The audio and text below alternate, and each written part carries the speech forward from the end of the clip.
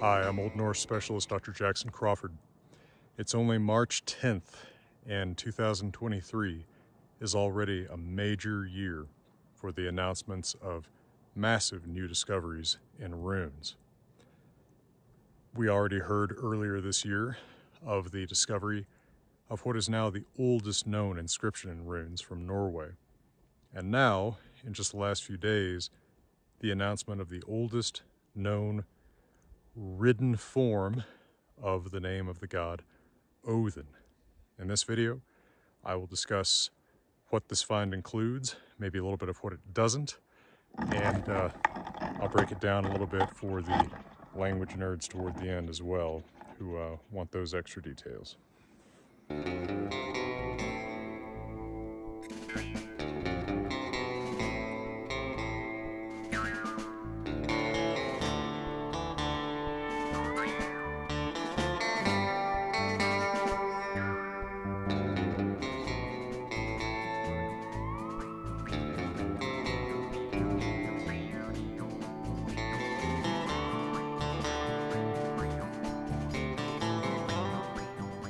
In some ways, this find was anticipated.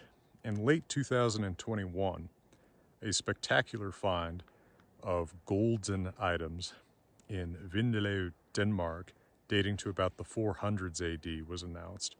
And I had a video in which I talked about this on this channel. I noted at the time that one of the bracteates, these golden discs worn as jewelry, looked to me like it had the name of Odin, or in Proto-Norse, Wothenaz, or maybe just Wothenaz. I'll get back to the exact form of this in a moment. Keep in mind the timeline here. When we talk about Old Norse, we're talking about the language of the Vikings and of post-Viking literature in Scandinavia, so about AD 700 to about the Black Death in 1380 or so. Prior to that, the language is very different. We call it Proto-Norse. So Proto-Norse is closer actually also to the ancestor of English. So if you look at the name Odin in Old Norse, again, slightly later medieval language, you'll notice that the cognate word in Old English is Woden, or with I mutation, Weden, which is where we get our Wednesday. Old Norse routinely loses W's before O's and U's. That's also why it's English wolf, Old Norse ulver, English word, Old Norse orth, English worm, Old Norse ormer. But at the Proto-Norse stage, that W is not yet lost. So, as I said, there's a bracteate. It's actually at least two bracteates in this find that have the name of the god Odin in its Proto-Norse form, although only one is the oldest yet known. Actually, the other one has a misspelling. The thorn letter and the W letter are switched, so it looks like it says Thonaz. And the bracteate itself actually has 8 total words, say the publishers of a major article forthcoming about it in May. They are Lisbeth Emer and Christer Vasshus. Christer Vasshus previously appeared on this channel talking about the new find of the oldest rune inscription yet found. Well, what's been getting so much attention is the words Is, Wothnaz, Whereas. Now, what does this say? Is would be the pronoun he. Now, it's interesting to note that is not what becomes the word he in Old Norse or the later Scandinavian languages where we have forms descended from han. This is related to the German pronoun for he, er. And it shows that in Scandinavia this pronoun was being used as late as the 400s, that replacement by han, which effectively is etymologically something like he yonder, is later than the 400s. The whereas bit is the word man, as in adult male. So there's also the word manas, which will become Old Norse mother, cognate word becomes English man, German man, etc. Manas is more like human being, even though it's grammatically masculine. Whereas is specifically adult male, more the sense of man in modern English. We do still have traces of this whereas word in modern English. It is the first half of the word werewolf, which originally means man-wolf, right? Someone who's man and wolf. Now, what about the Woth-Nas? Notice this is written right to left, as I have reproduced it here. I've seen some good photographs of it, but I don't see that any of those have shareable rights, so I'll show you links valid as of March 10th, 2023, where you can look at those photos. And that's very common in old inscriptions. In runes, they go right, left, right, or they alternate kind of chaotically. You can learn a lot more about runes in the free course on runes that I've started on this channel, by the way. Now, there's been a long question about the form of the name Odin, and here's what it is. We would expect from Old Norse Odin that the ancestor form is something like Woth-Nas, right? But we would expect that I to have caused I mutation, and we would expect the vowel to be U in Old Norse, so that the god's name would be Odin in Old Norse, not Odin. The I is hard to explain in as much as it doesn't cause that mutation. It does cause it in the English form Waden, giving us Wednesday. That's why it has that mutated vowel instead of an O. It's not Woden's-day. There is also the possibility that, and this is how it's usually reconstructed, the name was Woth-Nas. Now that A would not cause the I mutation, but then why is it an I in Old Norse rather than A? What's interesting here is that it looks like there's actually no vowel there, right? We see Woth-Nas with what apparently, and I'm going by high quality photographs, but I could be missing something that I would see more clearly if I were looking at the object itself. Looks like we have the W-O Eth runes, then a so-called bind rune or ligature, two runes written as one symbol, the N and the A, and then the S. This is the genitive or possessive form. This is the Wothen's apostrophe S form, right? So it means he, and the word is left out. It's actually quite common in old Indo-European languages. He is Woden's man. All right, so what's interesting here is without that vowel between the eth and the n, we may actually be looking at potentially the real oldest form of this name. Rather than Woth-Nas or Woth-Nas, maybe it's Woth-Nas. And what we would expect then in Old Norse is Odin, just long O, eth, n. And perhaps the I, well, O, long O, eth, n, the second n would actually be from that Z. And then perhaps the I is inserted later by analogy, either with the material suffix, the same thing that's in English like golden, wooden, or with the definite article. As Old Norse speakers probably understood the name Odin to mean the mad one, the adjective other meaning mad, like crazy or angry, same ambiguity as the word mad in English. There have been other possibilities proposed through the years about this.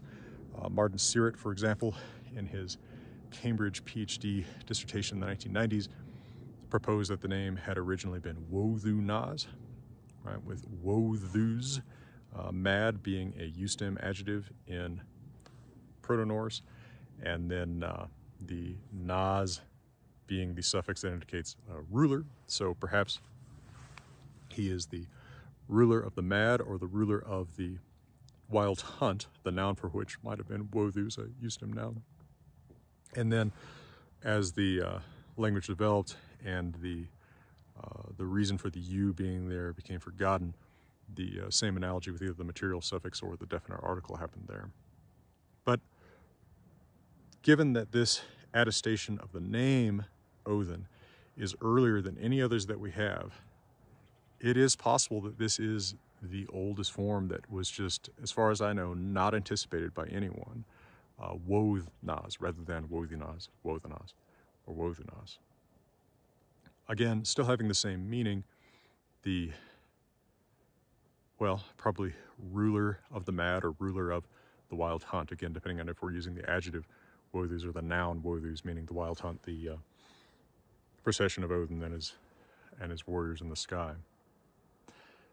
I'm going to get into a little bit more linguistic stuff here in a moment. Let me give you a word from Grimfrost before I do that.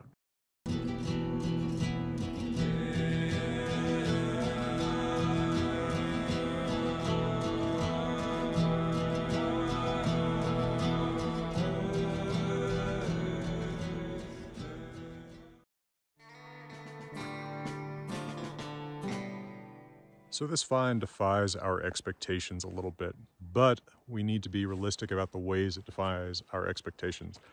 I have seen reporting, both in Scandinavian language sources and in the first English language sources that have shown up.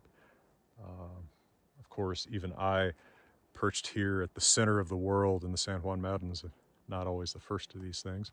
I've seen some reporting that suggests that this find reveals to us that the god Odin is older than we thought. That is not true. We suspected that the god Odin, or Woznaz, was present in the Germanic pantheon at this earlier time.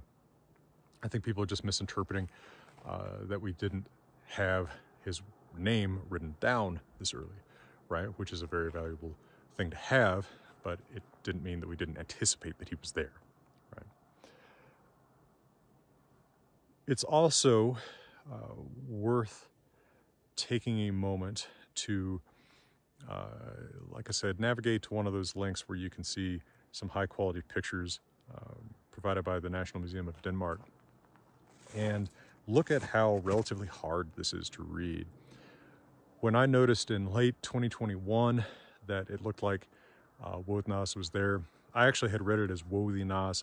I had seen, it looks like the N is rather well, Roman or Greek looking there rather than the more, well, I'll just show you on the screen what I'm talking about. So I'd read that as an I and then the N, A ligature. It looks like the I isn't there. But I had pointed this out in corresponding with colleagues in Denmark about this in late 2021. But of course I didn't, write up any of this in a scholarly journal. I just put it on YouTube where no one would see it. But it's pretty hard to read the rest of it, right? I was not able to read the whereas, the man part, or the he part. Christer and then Lisbeth Emer have suggested that there is a name or nickname elsewhere on this bracteate, that it says Yagas or Yaga. That would mean something like hunter. And actually, I'm not aware of that root for hunt, of course, familiar from Jägermeister and all that kind of thing. Not familiar with that in Scandinavia before the later influence of Middle Low German, right? This is a word for hunting in modern Scandinavia, right? And Norwegian talked about being på jakt, on the hunt. But it's not there in Old Norse, and I don't know if we had seen it previously in Proto-Norse.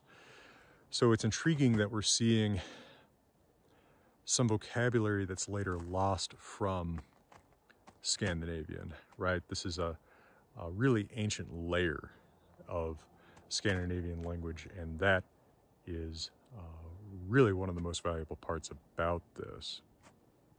I should also point out that the way that you'll see these words transcribed will vary from person to person. I tend to transcribe the rune, which indicates a letter that at least originally was a Z, but becomes an Old Norse R, as Z. Scandinavian scholars often transliterate that as capital R. I do that for younger Futhark, but for elder Futhark times like this, I tend to favor the position that that's still a Z, so I transcribe it and write it as a Z. So what I say is Woznaz Weraz, right? He is Odin's man. You might also see as Ir Woznar Werar, or something along those lines. Sometimes people make a different kind of R for those two different R letters. Also, note that the big R or Z letter is often flipped. Here it has more of a psi shape, which I think is probably the original, favoring my notion that this is a leftover Greek letter psi. For those who think that sounds crazy, there's actually a pretty simple explanation for how that could have come to be used in the North. I'll put a video there. It's part of my Rune course that you can look up, see what I'm talking about.